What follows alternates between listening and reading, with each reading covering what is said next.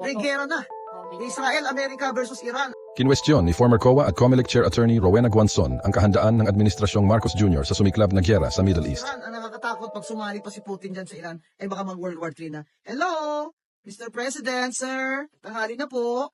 Kung binaban ninyo ang National Security Council, nabilang na ba ninyo ang ating mga oil reserves dyan? Ay, sabi nga na isang friend sa akin, wala na palang oil reserves. Kasi pinrivatize na ng gobyerno ang itong, lahat pala na may-ari ng oil ngayon ay private. O ayan, mga kababayan, simula na po ang pagtataas ng presyo ng oil. Kaya makokontrol na naman. Pag konti kasi supply, chance na ng isang makapangyarihan at na gobyerno, strong ng desire sa corruption, yan ang gustong-gusto nilang mga senaryo para makontrol nila ngayon ang supply. So, tataas po, sigurado ang presyo ng ating oil, gasolina. Siyempre, tataas ang gasol. Siyempre, tataas din po ang pamasahe at ang mga pagkain. Yan po talaga ang hindi ko makakayang tanggapin na sa 3 taon ay hindi nila nagawa ito ng tama. Ay, yun ang pinamis nila eh.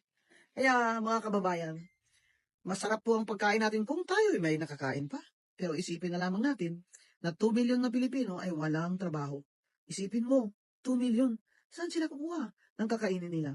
Habang ang gobyerno natin, imbis na magbigay ng tamang safety net para sa mga unemployed, ay binigay pa ng ayuda nung panahon ng kampanya. Kaya sila panalo lahat. Yan ang problema. Pati nanalo, na pwede mo Oo, yan ang problema. Kasi, corruption. Yan ang problema.